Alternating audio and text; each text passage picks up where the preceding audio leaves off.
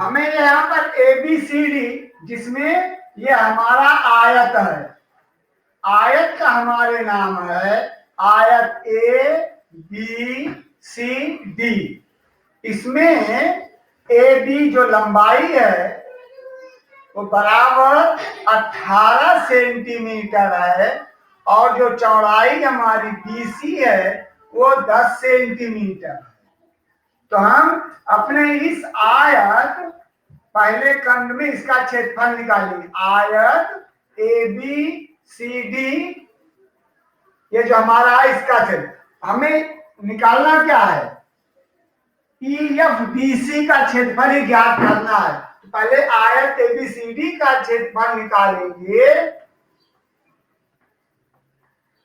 क्योंकि इसमें से डायरेक्ट नहीं निकलेगा, तो हम इसको निकालेंगे लंबाई गुणे चौड़ाई L इंटू B, और फिर ये हो जाएगा 18 गुणे 10 सेंटीमीटर वर्ग, और ये होगा 180 सेंटीमीटर वर्ग।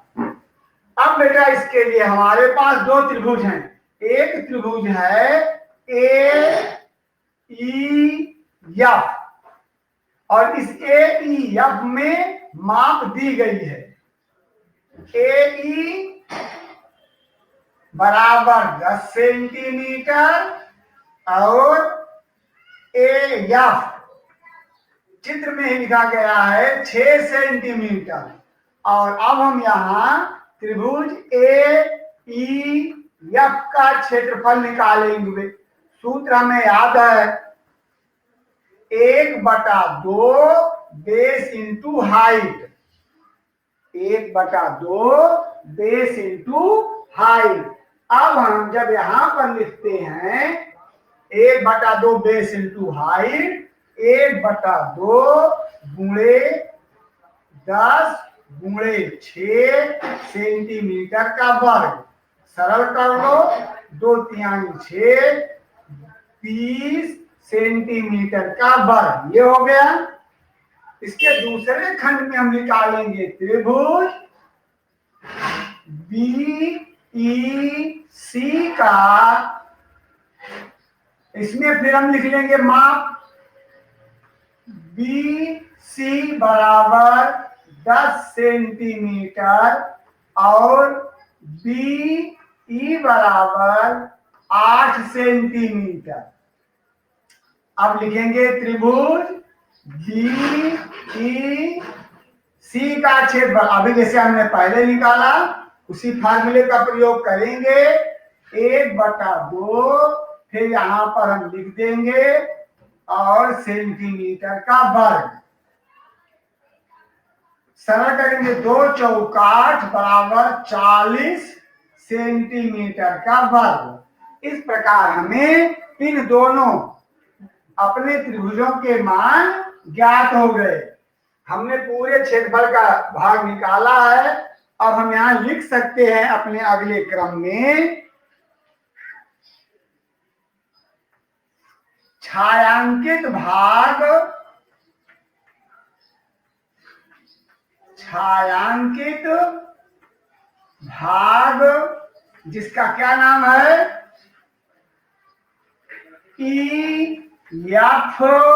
EFBC का क्षेत्रफल। तो यहां हिंदी में लिख सकते हैं आयत का क्षेत्रफल माइनस दोनों त्रिभुजों का क्षेत्रफल, दोनों त्रिभुजों का क्षेत्रफल।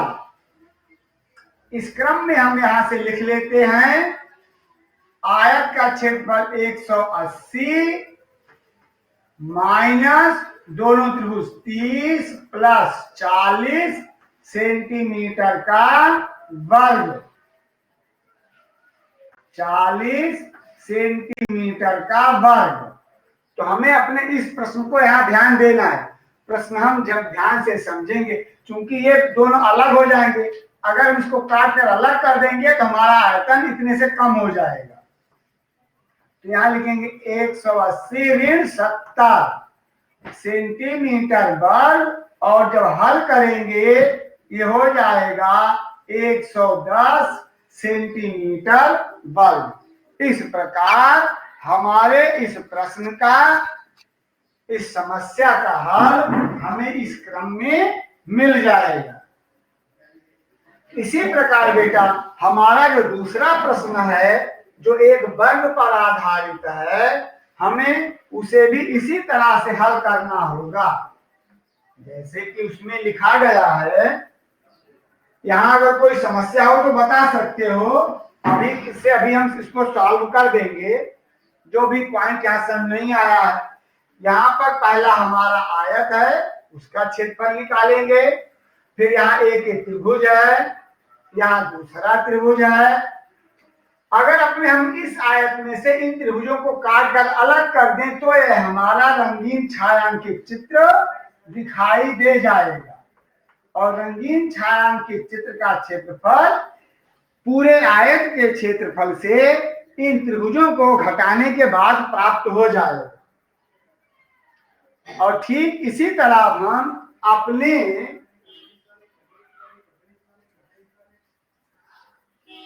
जो हमारा अगला प्रश्न है,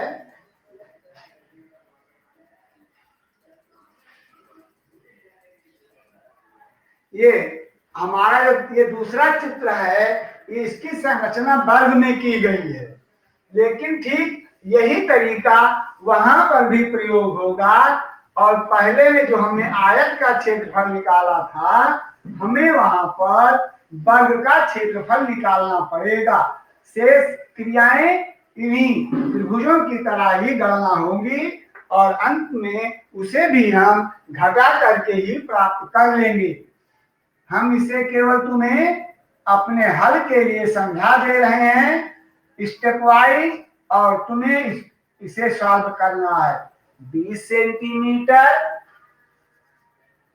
यहाँ 20 लिखा गया है,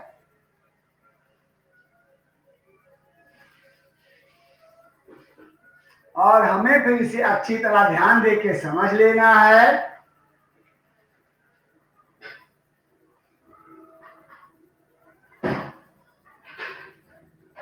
इस प्रकार ये तुम्हारा चित्र बनाया गया है, और इस चित्र को तुम लोग देखकर समझ सकते हो कि किस खंड में बनाया गया है, ये किस आधार पर इस निर्मित है।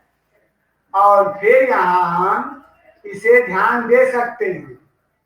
ये आयत है, और इस आयत के क्रम में हम इसे जो पढ़ रहे हैं, जिसे जो ध्यान दे रहे हैं, इसका नाम लिखा गया है P Q R S।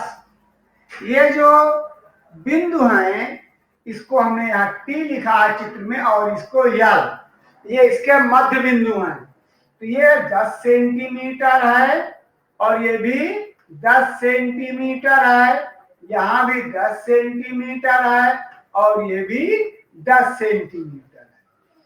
हमें अपने इस छायांकित भाग का क्षेत्रफल निकालना है। और अब हम अपने इस क्षेत्रफल को कैसे निकालेंगे? यहाँ त्रिभुज नंबर 1 जिसका नाम PQT होगा, त्रिभुज नंबर 2 जिसका नाम QRL होगा, और त्रिभुज नंबर 3 जिसका नाम TSL होगा।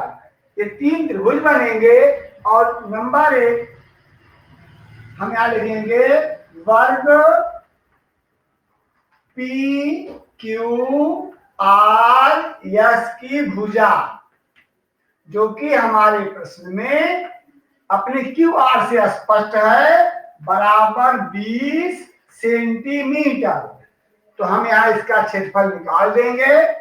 वर्ग का क्षेत्रफल बराबर भुजाघात 2, यहां से निकाल देंगे भुजाघात 2, और जब हम अपने इस 20 का वर्ग निकालेंगे तो हो जाएगा 400 सेंटीमीटर का वर्ग। ये हमारा इतना हो जाएगा। अब हम यहाँ त्रिभुज 1, त्रिभुज नंबर 1 जिसका हम नाम देंगे PQT, इसकी माप लिख लेंगे। ये ये 20 हो जाएगा। पी क्यू टी, दूसरा भी त्रिभुज ऐसा ही है। दूसरा त्रिभुज जो हमारा बनेगा त्रिभुज नंबर 2, जिसका नाम होगा क्यू आर यल, और जो हमारा तीसरा त्रिभुज होगा, तीसरा त्रिभुज टी टी यस यल, इन तीनों त्रिभुजों का हम निकाल लेंगे।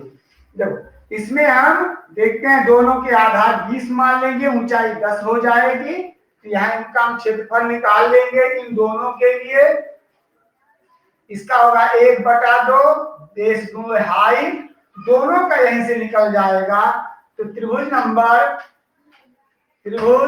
पी क्यू टी का क्षेत्रफल ये होगा 1/2, सूत्र हमने लिख दिया, 1/2 गुणे 20 गुणे 10, सरल कर लोगे 10, और ये हो गया 10⁻100 सेंटीमीटर का वर्ग। ये हमारा पहला निकल गया। ठीक इसी तरह हमारा दूसरा भी निकलेगा वर्ग आयत का, तो इस त्रिभुज का क्षेत्रफल क्यू आर यल का क्षेत्रफल, और फिर ये हमारा हो जाएगा 1/2 20 गुणे 10 सेंटीमीटर वर्ग बराबर 100 सेंटीमीटर का वर्ग। अब इसके बाद जो हमारा अगला खंड होगा, यहाँ पर हम अपने तीसरे प्रश्न को हल करेंगे। तीसरा चित्र हमारा क्या है, यह त्रिभुज टी एस यल,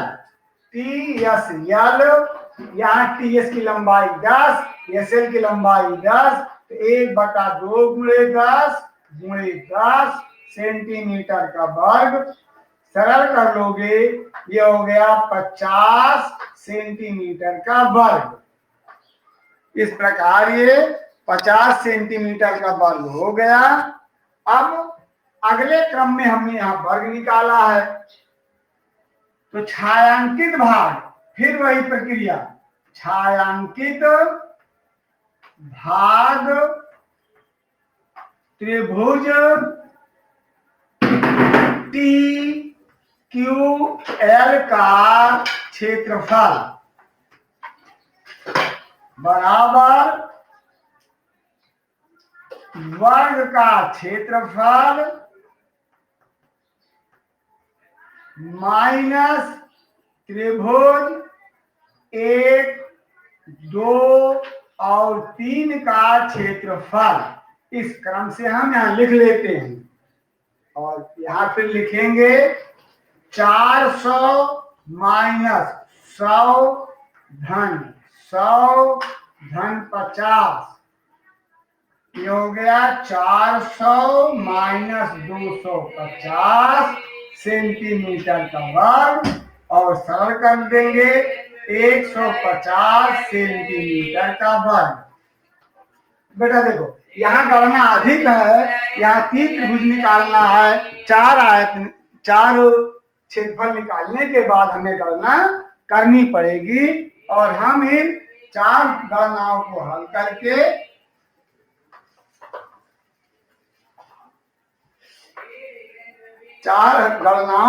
करके हम इन्हें हल कर लेंगे।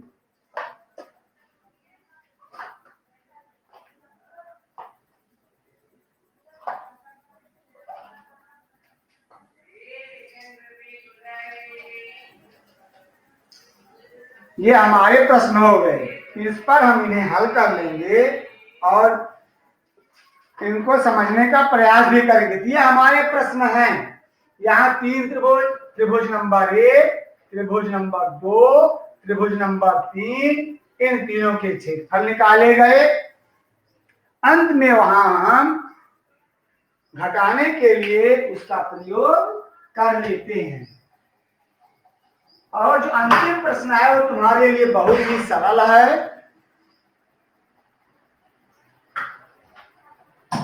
यहां पर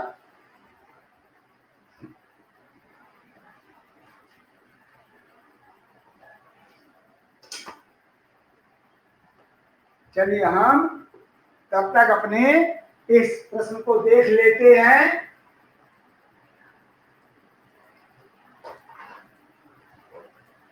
ये जो हमारा चौथा 11वां प्रश्न है, कह रहा है एक आयत में विकर्ण दिया गया है और उसकी लंबवत दूरियां दी गई हैं, या इसको हम समांतर चतुर्भुज भी कह सकते हैं। इसमें विकर्ण के साथ लंबवत दूरी दी गई है। कह रहा है इसके क्षेत्रफल का सूत्र बताओ। इसके क्षेत्रफल का सूत्र बताओ। अब यहाँ पर अगर हमें विकर्ण याद है तो हम इसका क्षेत्रफल कैसे ज्ञात करेंगे, इसके लिए भी हमारे पास सूत्र हैं। अगर विकर्ण ज्ञात हो तो हमारे पास सूत्र है समांतर चतुर्भुज का क्षेत्रफल बराबर 1/2 विकर्ण गुणे संगत ऊंचाइयों का योग। विकर्ण गुणे संगत ऊंचाइयों का योग। जैसे ये होता हमारे 11वें प्रश्न में, हमारा ये 11वां प्रश्न है और ये समांतर चतुर्भुज इसमें विकर्ण ज्ञात है, विकर्ण AC ज्ञात है। समांतर चतुर्भुज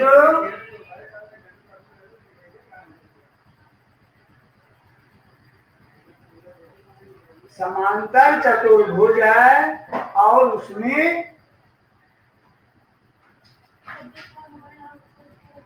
चतुर्भुज जिसकी नाम है ABCD, इसमें हमारा विकर्ण AB है, सॉरी विकर्ण हमारा AC है। सब ध्यान देना, विकर्ण AC इसकी माप है 22 सेंटीमीटर।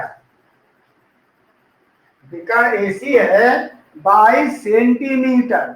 उसके बाद जो विकर्ण से आधार की ऊंचाई है BM, ये हमारे विकर्ण से आधार की ऊंचाई है 3 सेंटीमीटर। विकर्ण से आधार की शीर्ष की ऊंचाई, इसमें दो ऊंचाइयां हैं, एक BM है और एक है BN। ये भी है 3 सेंटीमीटर। ऐसे समांतर चतुर्भुज का क्षेत्रफल जहां पर हमें विकर्ण और उसके लंब ऊंचाइयां ज्ञात हों, उन्हें हम किस तरह से ज्ञात करते हैं, किस तरह से हल करते हैं, इसके लिए हमारे पास एक सूत्र है, लिखा जाता है समांतर चतुर्भुज का क्षेत्रफल। क्योंकि यह समांतर चतुर्भुज कई स्थितियों में निर्मित होता है, तो समय के अनुसार इसके लिए सूत्रों का भी की अलग अलग संरचना की गई है। का क्षेत्रफल बराबर 1/2 गुणे विकर्ण, फिर गुणे ब्रैकेट में संगत ऊंचाइयों का योग, संगत ऊंचाई का योग